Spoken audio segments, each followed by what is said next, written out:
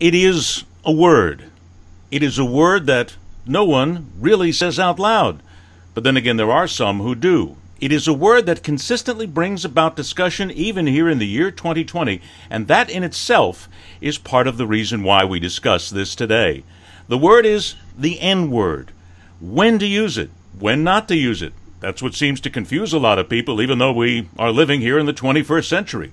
Recently, at the University of Oklahoma, it was used, and it involved several people, educators, being removed from their positions. So, in light of what happened at the University of Oklahoma, what's wrong with educators teaching the word? Should we not use it? Should it not be there for people to understand? And should it not be there to basically let people know what its history really is? Do we know is part of the question. Because does not using the word in many ways give it too much power? Or is that power often misused? It's a conversation that, quite frankly, many people are a little bit tired of having at this point as we move forward in the 21st century. But it's one we'll have today. Welcome. I'm Ed Berliner, and this is The Man in the Arena. Theodore Roosevelt once said, "The credit belongs to the man who is actually in the arena." I believe there's a hero in all of us that keeps us honest, gives us strength, makes us noble. So that his place shall never be with those cold and timid souls who know neither victory nor defeat. Seize the day. Whose face is marred by dust and sweat and blood. Who knows the great enthusiasms, the great devotions, and spends himself in a worthy cause. And I'm gonna stay right here and fight for this lost cause. You've got to get mad. I mean plumb mad dog mean. Our deepest fear is not that we are inadequate. Our deepest fear is that we are powerful beyond measure. Who at best, if he wins, knows the thrills of high achievement. And if he fails, at least fails while daring greatness. I'm gonna show you how great I am. Hi, once again, everybody. I'm Ed Berliner, and thanks so much for joining us for another edition of The Man in the Arena. This actually started with me some time ago when it came down to words, because there was a gentleman who was a comedian, and I sometimes don't use the word comic because I think in many ways he was a philosopher to so many people, when basically I saw him one evening do a bit about words and wondering about the power of words. That's always stuck with me. And it's going to stick with you, too, if you haven't seen George Carlin do it over the years. I get tired of people talking about bad words and bad language. It's the context that makes them good or bad. The context that makes them good or bad. For instance, you take the word, there is absolutely nothing wrong with the word in and of itself. It's the racist asshole who's using it that you ought to be concerned about. We don't care when Richard Pryor or Eddie Murphy say it. Why? Because we know they're not racist. They're context. Context. We don't mind their context because we know they're black. Hey, I know I'm Whitey, the blue-eyed devil, patio fade, gray boy, honky myself. Don't bother my ass. They're only words. They are indeed only words, but they have power. Now let's discuss that power.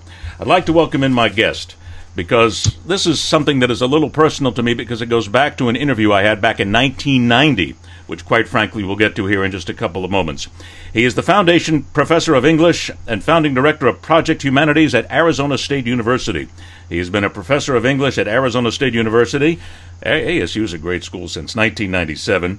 His course is the N-word, an anatomy lesson. It's the only such course that is taught in the country. He has lectured about this many places, many times around the world, and he has been nice enough to grace us today. It is a pleasure to welcome Dr. Neal Lester to The Man in the Arena. Dr. Lester, thank you so much for being here.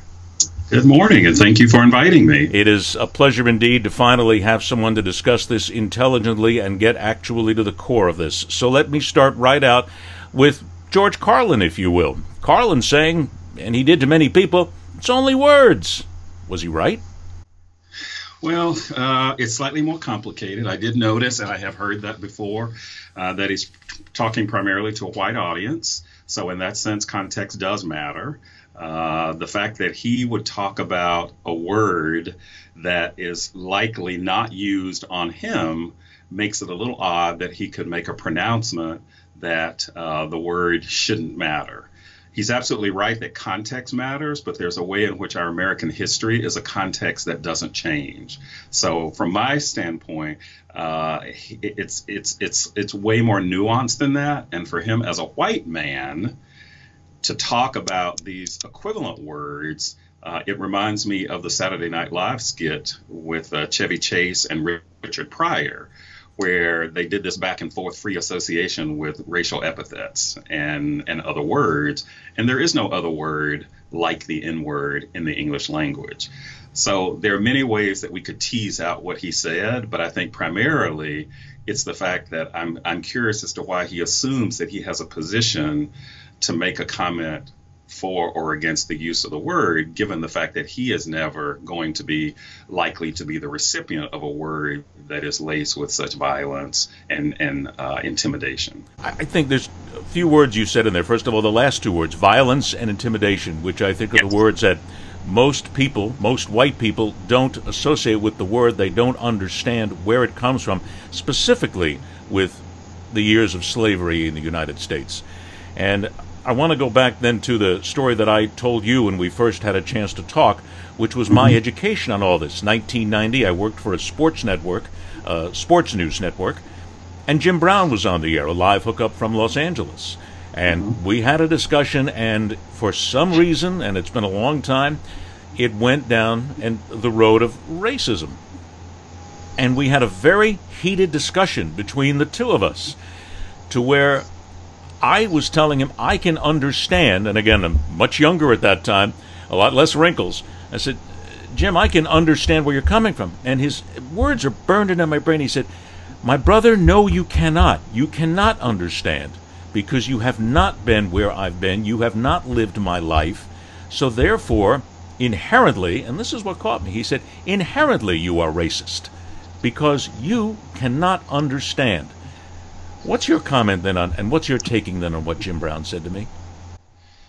Oh, goodness. I guess I sort of challenge this notion, which is also what Atticus tells Scout about walking in someone else's shoes. I don't know that we need to walk in other shoes to understand the capacity for human empathy. I don't think that all Black people have the same experiences.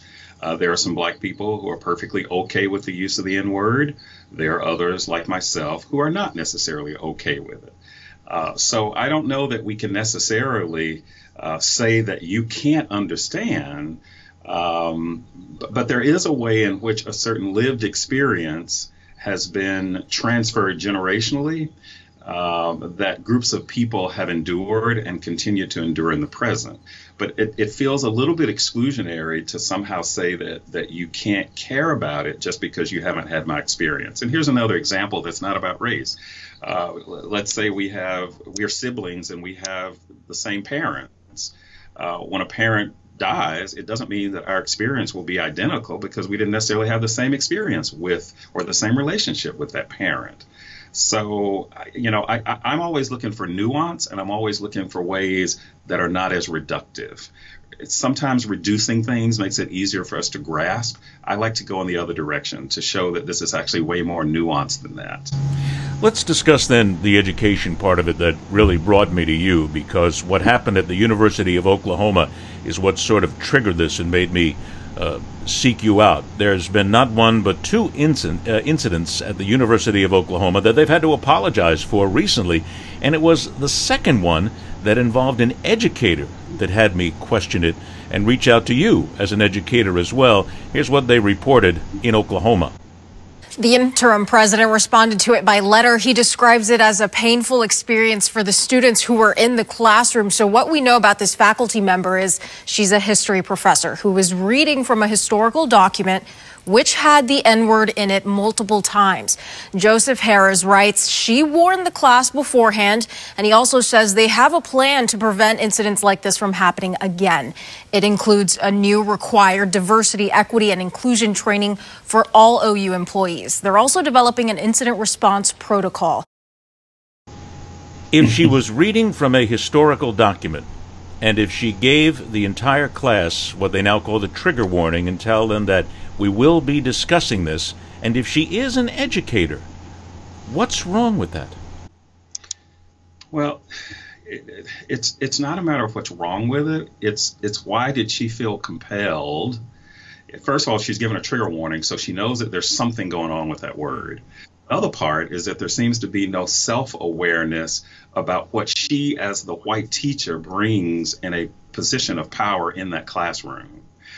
You know, I go back to a play by Leroy Jones or Amir Baraka from 1964 called The Dutchman, where there's a black male and a white woman, and the white woman, Lulu, says, let's pretend we have no histories. The reality is that history, as James Baldwin would later say, is inscribed on our very bodies. So the very fact that she said it, the context of her reading it from a book doesn't make it any less said. It was uttered from her mouth. This is about performance. If it had been uttered from my mouth, students may have responded differently. But the point is that it was performed. It was uttered. There was no reason that those students couldn't read that document or have her use the N-word, which is what I do as a euphemism, because I'm choosing not to use that. The fact that she said it does not, or the fact that she's quoting does not excuse the fact that she said it. And that, I think, is what students, there's a way in which that word elicits visceral responses. It can't be logically reasoned through. And I think that's where the conversation falls short, is because people think they have to understand. There's a wonderful line from South Park where the white character, after talking to the single black character whose name is Token on there about this N-word conversation, says, you know, I get it now. I don't get it. And that's the part of getting it. There are so many things that we have to understand or that we have to accept that we don't understand. So I don't understand why this is something that white people are confused about. My research shows that white people aren't confused about it. They simply disagree that there is something that they shouldn't be doing or saying. And we have it all the time. Families have ways in which they can talk to each other, but nobody outside the family can come in and use those same jokes or those same sort of teasings that we use. So I'm not quite sure. It seems to be white people who are most disrupted by this spoken and unspoken rule that here are some things that you shouldn't sort of wander into, and the N-word is one of those. It's interesting, too. Charles Barkley, whom I've met many times and interviewed many times, very outspoken gentleman. What you're talking about is exactly what he got to one day on the TNT on NBA broadcast, where he was trying to make a point about an NBA player who had tweeted out the word, and basically it's Charles coming in and stating that here's what you need to understand. The language we use, first, sometimes it's homophobic, sometimes it's sexist, and a lot of times it's racist. We do that when we're joking with our teammates, and it's nothing personal. Understood. But this national debate that's going on right now makes me uncomfortable that regular people try to act like they have the courage of to play pro sports. They don't have that. And Mike Wilbon did a great job on television today. I love his show, him and Tony Kornheiser. I saw it too. White America don't get to dictate how me and Shaq talk to each other. And they have been trying to infiltrate themselves saying, well, you guys use it. It's in rap music. No. That's not the same. As I tell my white friends who I love like brothers, whether it's Joe Klein, Mike Jaminski, Dan Marley, they've asked me, well, when is it appropriate? I said, well, if you use it around the wrong brother, the next thing you're going to hear is a clock side your damn head. There's the phrase I keep hearing from white people. And I heard it again today. I read it today on my Facebook page from someone when I was talking about this interview who said, well, I was on Oprah's show one day, and Oprah's producer says she uses the N-word. I said, wait a minute, that's the same. This is a person writing to me. He said, wait a minute, that's the same as using the word. So she can't use that word. Isn't it just that? Barkley nails it on the head. Societally speaking, you can't tell me what to use. It's up to me what to use. That's part of how we communicate, and that seems to me the thing that white people can't get through their heads. Well, but the reality is this, though, and again, I want to complicate this and make it slightly more nuanced, is to keep in mind that all black people aren't using this either. So there is no double standard here. There is no double standard. I just told you that I don't use it. I don't use it socially. I choose not to use it in the same way that I don't use that name of that NFL team over in Washington. I listen to people who are indigenous, and they don't use it, so therefore I want to be respectful, so I'm not using it.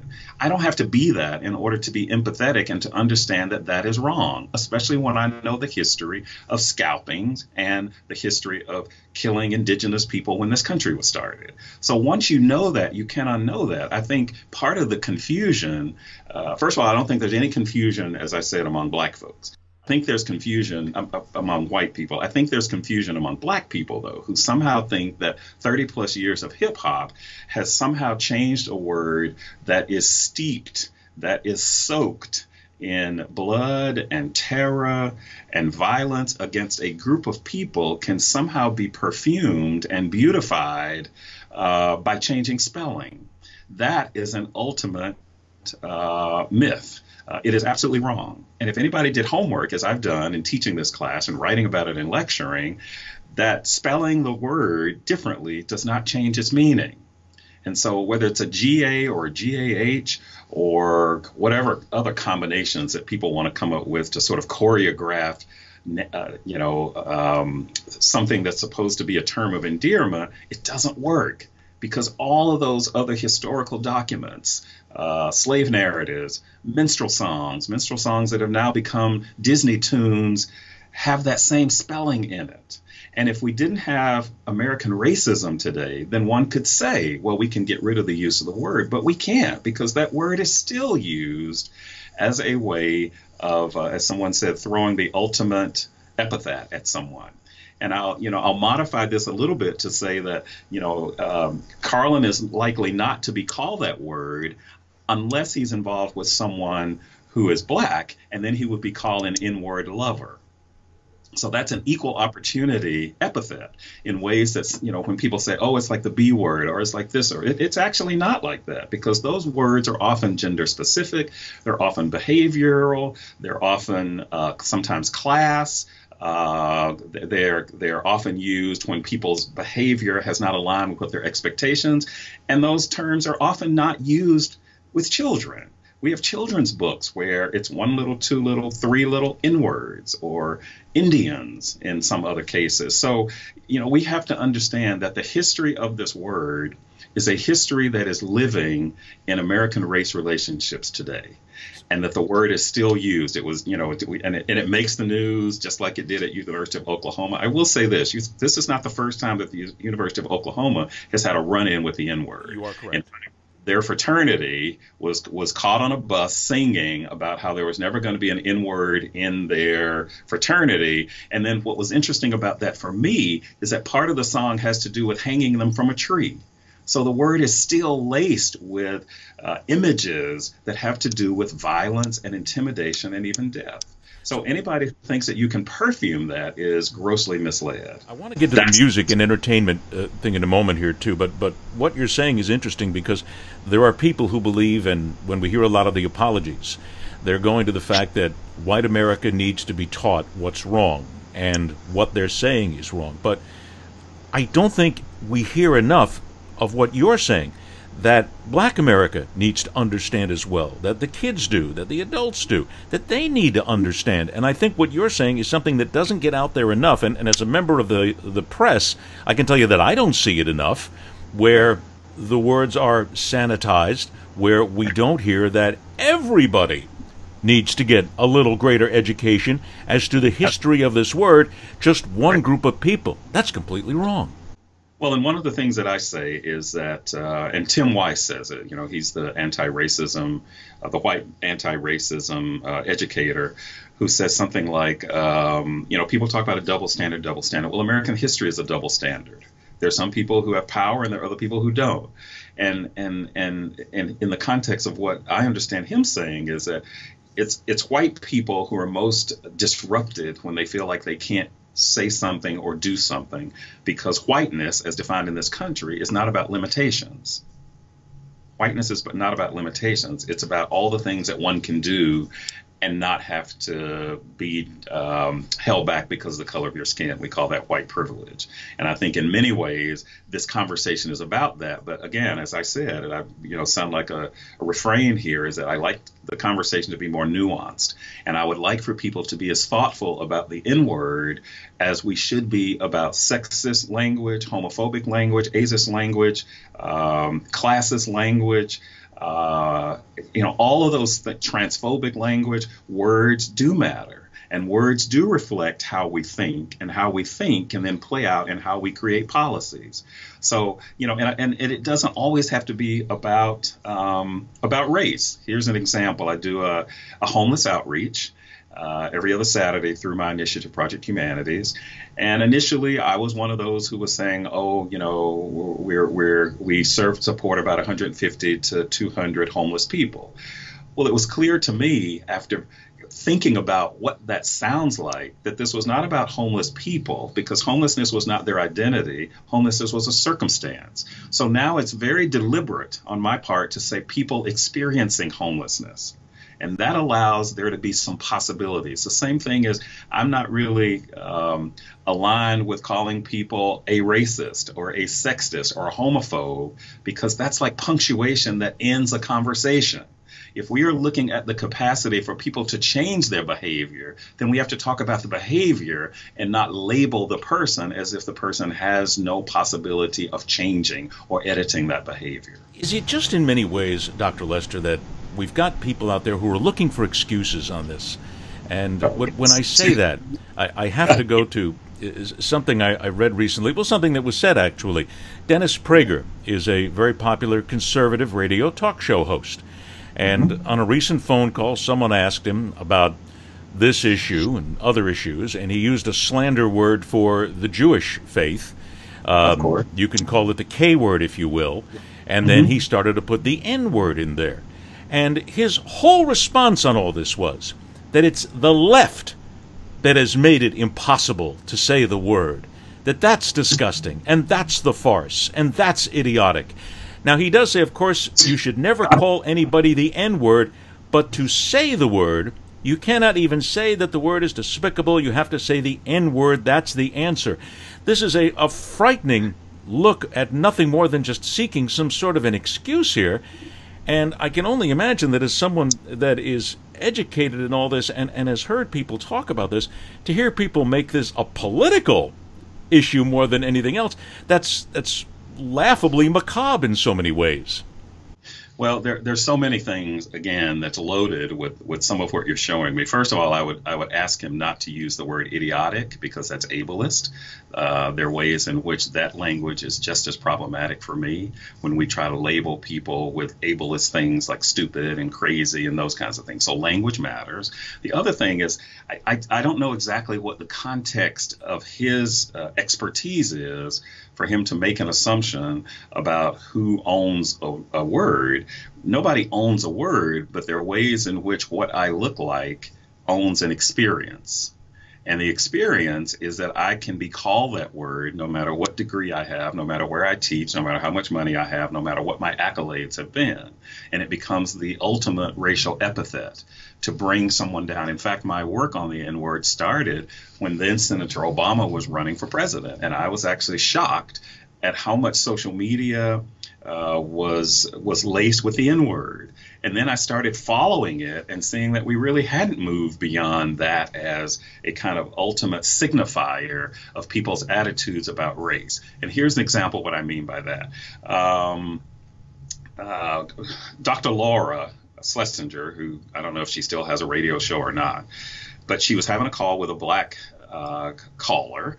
And the caller was saying something like, I'm in an interracial relation. My husband is white. And his white friends always ask me, what do black people think about X, Y, and Z? And Dr. Laura immediately jumped in saying, well, tell me what you mean, because sometimes black people have a chip on their shoulders. Okay. Now, Hell of an assumption right off right. the bat. Already there was something like, well, tell me what you mean, as though that's a denial of her lived experience. Then she went on to sort of saying, well, black rappers use the N-word all the time. And then she said it. She didn't say the N-word. She said the word. And then she goes on and saying, she's really surprised that black people are complaining about racism with a black president, and it just went on and on and on. And then she ended up saying something like, at the end of this conversation, that she's going to get upset, this black caller, about race, and she shouldn't have married outside of her race. Now, that in and of itself was way bigger than the many times that she spewed out the N-word, but said it. And what I'm saying is that word is often a signifier of other things, such as when Paula Deen used the word allegedly, 40 years ago, and it came back to haunt her. And in that conversation where she's sort of talking about that, she makes some other disparaging comments in the present, where she says, when her brother was getting married, she wanted the bridesmaids and the ushers, the groomsmen, to dress up in slave attire. Now, that is just as problematic as saying the N-word. So that's what I mean. It's a sign of something else. It's a sign of something else. And I just want to clarify one other thing. I have never said that the word should not be used. If it's a historical context and you are replicating on a stage something during the Civil Rights Movement, or reading something as it was written in the context of a performance, not a social setting, then I think that one has to choose whether or not it needs to be articulated, or whether you can bring in, which is what I do, is I bring in the last poets and they read it. It's not coming out of my mouth. So it's more nuanced, but it's not as complicated as people think, where you need a checklist about what you can and can't do. It often signifies something that is bigger. That's what I'd want to really tease out, why this white teacher, and many white teachers like her, have done this. Even in my own university here, I was doing this presentation and never uttered the word. I only used the euphemism for it. And then my law colleague, who was in part hosting the event, got up and said, well, I think we should just use the word because it gives it more power. And as soon as he said it, the whole atmosphere in that room changed. And it was the black students, the black graduate law students, who felt like they had been assaulted, because at no point had I used it. And not only was it disrespectful to me, but it was disrespectful to them. And we'd already acknowledged that this is a word that goes into a place that we cannot logically explain. And that's the part that becomes very Western, is we have to understand stuff. So that, as I said, there's so much we don't understand. So accept this. Stay away from that word. What is there about this word that makes white people and some black people feel like they have no control over it, that the word is controlling us? So that in the inference of that Oklahoma professor who had said it and read it, yes, what would have been your suggestion then to do it properly? Well, first of all, I'd want to know what she's doing, and why would you have to focus on that word, which becomes for many white teachers sort of fetishizing the word. So you reduce To Kill a Mockingbird or Huckleberry Finn to that word. And that text and those texts are much bigger than a single word. So I want to know, why do you feel like you have to talk about that? Why do you feel that that's something that has to be sort of looked at as a major part of the text? If we acknowledge the historical ways in which black people were synonymous with that, then move on. There's no reason to linger on that, especially at these predominantly white institutions where the students in the class are probably not only numerical minorities, but the minorities at this institution.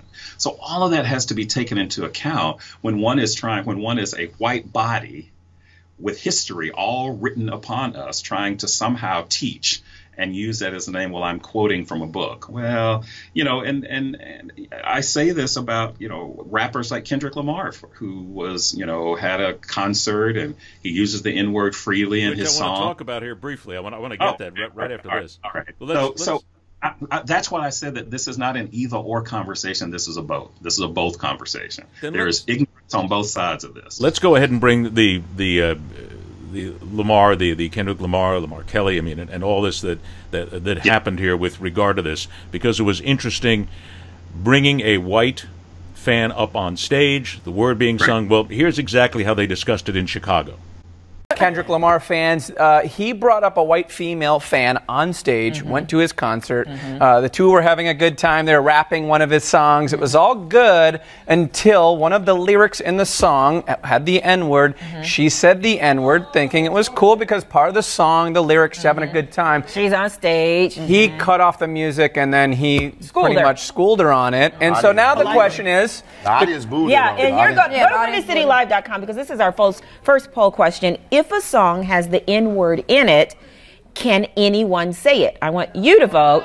It's either yes or it's either no way. So, no way off top. Yeah, I think we all have strong opinions on this. Just real quick, I would just say that Kendrick, I mean, he did write the song. He did bring her on stage. Maybe he should have told her in advance. But I'm going to be honest. As an African-American woman, if any Caucasian person ever says the N-word, it's not going to sit well with any African-American person. So I say you cannot say it, even though it's in a song. Censor yourself, because it's still a very touchy subject. Let me ask you this, and I'm curious to hear what you guys think. Is there any responsibility on the artist to not use that word? Well, I will say this. I do think artists in general have responsibility for the things that they say, right?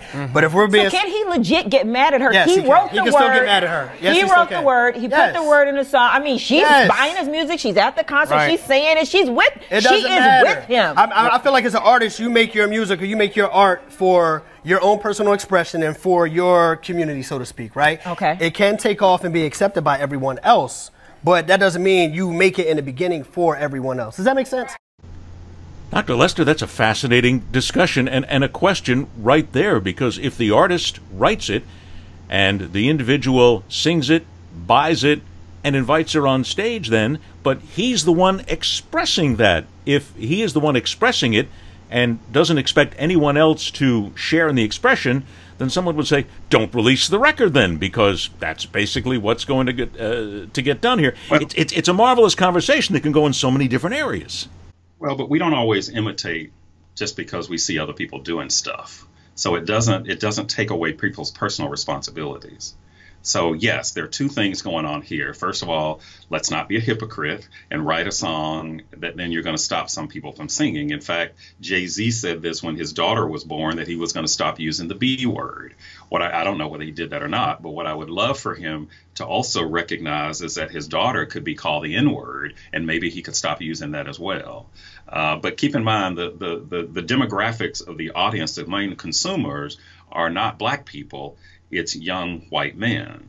So this, I hear it coming out of the parking structure at my institution here. And I'm always sort of stunned when I look over and I see white males sort of bopping to this. So there's responsibility on both sides. And, he gets a lot of money doing these songs that become sort of gangsta because they have the N-word in them. And I don't think that, I think in many ways there's self-censoring. That's also part of this. As I just explained to you, having heard some of my American Indian colleagues not use it, then I know how to be respectful enough to not use it either. So I think he needs to do, but Kendrick Lamar is not extremely, aware of women's issues. So I ask people when they're sort of absorbing the N-word because they heard it in rap and feel like they can't control themselves and they have to sing out loud, are they absorbing all the other stuff, the misogyny, the homophobia, the extreme material excess that's in these songs as well? So again, let's not cherry pick. Let's look at what we're absorbing about rape culture. What are we absorbing about, a song that glamorizes violence against women in the Rolling Stones' Brown Sugar? Why are we not questioning those things? So, and it goes beyond identity politics. It goes to the livelihood of those individuals who are most affected. And in this case, whether I'm being called the N-word or not, it's how I'm treated in this country. If I'm stopped and I'm frisked, if I am always patted down when I go through TSA because I have hair that looks like mine and not like yours. So the N-word is not a conversation that is in isolation of how racism manifests itself in this country, even in the 21st century. So I guess we could do this for days. I'm fascinated with the whole conversation. But we've touched on a lot of different areas here. Where do we go from here then? Because we have white people who are very upset that they can't say the word. We have black people who put it in their music and their culture. We have those who are saying it's wrong on both sides. And some would say, well, it's right on both sides. I get the right to use this because it's just a word. Stop giving it power. Where do we go? Let's go forward by going back. I think too often there's no historical context for this. And yes, according to the history that I teach, and makes sense to me, that this word was not a word that black people created for ourselves. This was a word that was assigned. And while when the Portuguese and the Spanish encountered Africans, that they were initially just sort of describing their physical bodies as negro. It didn't take very long until 1619 when that word was decidedly negative, because black body became othered, and everything that's associated with blackness, even today, criminal, uneducated, not very pretty, dangerous, all of those things that are embedded in the language that is racialized, blacklisted, blackball, black market, black male, all of those things become part of a kind of racialized American history that is very much about language. And language is about attitudes, and attitudes then become about behaviors, and behaviors can dictate policies. So in order to go forward, and I hate this sense that we feel like we have to move from here, because I would suggest that we move back and understand a little more of our history and understand why and how our humanity matters, and the ways in which language can either grant humanity or deny that. So, I don't think we can move forward until we move back to do a little more history and a little more introspection as to why we think we have to hold on to words that have historically and continue to dehumanize and demoralize groups of people. If we do then go back and learn the history, do we then take what we've learned from that history and then change what is current culture, present culture, and future culture certainly? But there are those people saying, many times I'm sure you've heard this, that, well, what was said in the past, and for instance what Carlin said at the top of the show, that was then. You wouldn't say that now. You couldn't get away with it on television. You might not get away with it in movies. You couldn't get away with it in music. They'll say, well, what are you going to do? Learn from the past, then come forward and just change everything and politically correct everything around us? I'm sure you've heard that before. So then how do we go back and learn and then change where we're at in a positive nature? Right. Well, first of all, we want to dispel this notion about political correctness, because when we talk about these issues of identity, this is about livelihood. Political correctness is a kind of microaggressive way of disagreeing with people. So I would first dispel the myth that when I talk about the use of a word and how that word affects me viscerally, then that goes beyond political correctness. Get rid of the phrase, right? Do what? Get rid of the phrase then. Well, I would get rid of that phrase, right. And I would get rid of this notion about identity politics. The people who are most talking about identity politics are the people who don't look like you, who are mostly represented in positions of power, positions of authority, social platforms, media platforms. So in order to sort of feel like you belong in a society, then one has to say, I want to be in the picture also. People have to be open to the possibility that they can learn, or that we can learn, because I'm still learning about this as well. I don't think that everybody has to master all of this stuff in the ways that I've tried to master it as a student, but also as a scholar and teacher, because I continually learn. So I think once you know about the history of the word, then it really becomes incumbent upon us to figure out how we want to participate, either in perpetuating this nonsense about, it's a term of endearment now.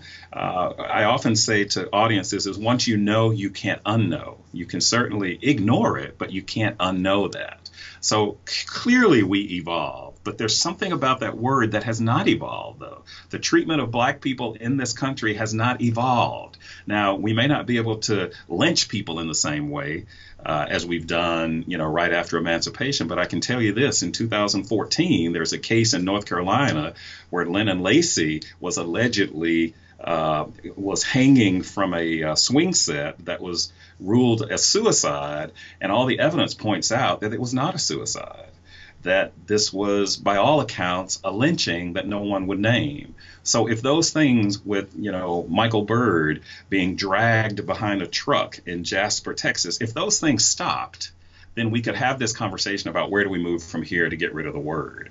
But we don't want to get rid of the word because the word is part of the history. What I'm saying is the social use of the word, the ways in which we are casually using words without thinking about them. And that's any word, not just racist words, but words that show that we're sexist and homophobic and classist and ageist and ableist and all those other things that show that we are not thinking consciously and critically about what comes out of our mouths. That's what my conversation is mostly interested in. That's what my teaching, that's what my lectures, that's what my publications try to do, is to get us to think about language. And the fact that, as Maya Angelou says, words have power and words are things. And that if we're not really careful, when we are allowing racist, homophobic, sexist language to be used around us and by us, then that becomes who we are. And I can tell you, in the years that I've been doing this, from third graders up to audiences of retirees, nobody is unfamiliar with the history of this word. What I often have to do is dispel those myths that this is generational, that this is something that you can perfume up and make it smell nice without all the history, and that somehow there's a double standard around it. When the NAACP wanted to wipe it out of the dictionary, I sort of reminded people that we typically don't learn words from a dictionary. We learn words because they are used around us with repetition. Also, when there was an effort to bury the word, well, that's nonsensical too, because you can't bury the history of the word, and that history lives in us. That history is inscribed on us. All you have to do is walk into a room, and something about my physical body before I say anything speaks to you, and yours too. So that's what I'm saying, is that we have to understand history, and we have to understand the ways in which that word is much bigger than the 6 letters that comprise it. Do you see it changing? Do you see things as you educate and talk to people? Do you see actual change? I do see change. I do see people who are reflecting more on how they're using it. I've seen people who say, I'm not going to use it anymore. I've seen people who say, let me think about this. Keep in mind also, the use of this word is not criminal. So nobody's going to be arrested using it. Now, there will likely be consequences, social consequences, and that's on the side of black people and white people. There are instances of lawsuits where black on black lawsuits for use of that word in the workplace.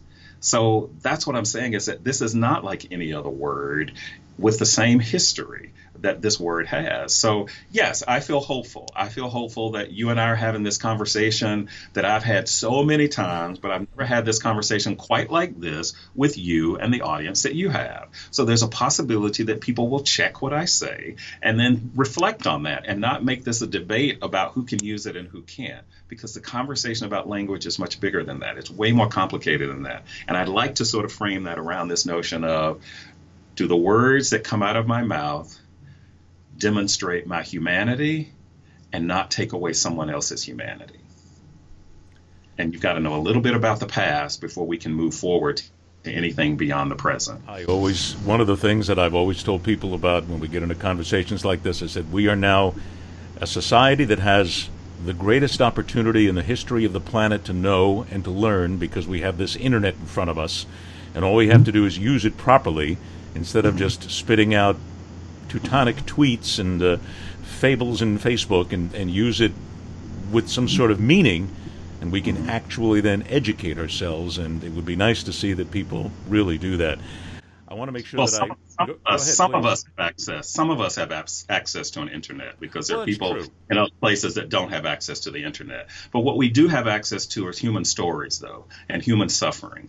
And if we have any access to anything that has happened, whether it's somebody telling a story of something that has happened, or reading a story, or hearing a story on a radio, it means that we have the capacity to be more empathetic, and we have the capacity to be respectful of those things that we don't agree with and don't necessarily understand. There is so much about life that we have to grasp, not because we understand, because it is factual, and we may never understand that. So I think part of this, for people who say they're confused, I've not found any evidence of that. People disagree, but they're not confused.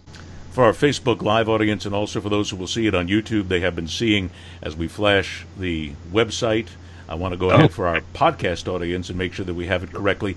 HTTP projecthumanities.asu.edu. I also have a Twitter at ProJHumanities. Best way to get a hold of you, and I would guess that's the best way to go ahead and learn more about your work, correct? Absolutely, or you can always Google.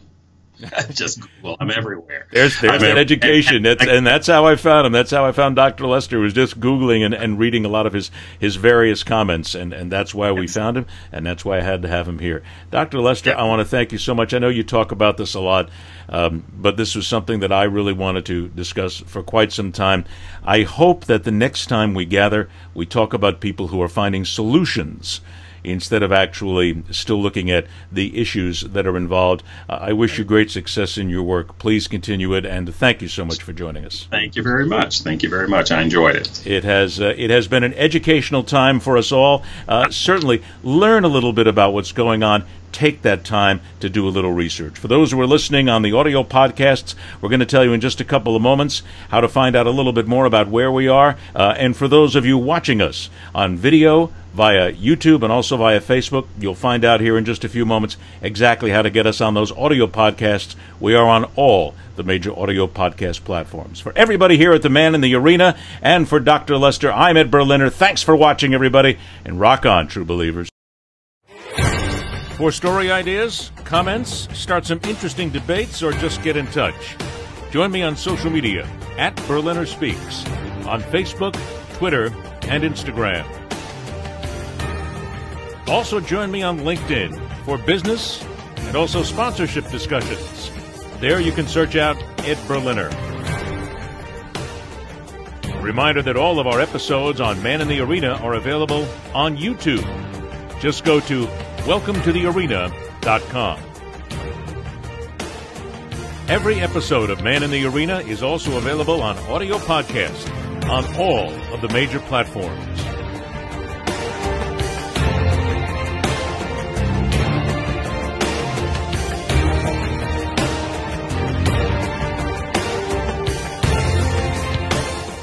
This has been a presentation of Entourage Management, LLC, and Entourage Media.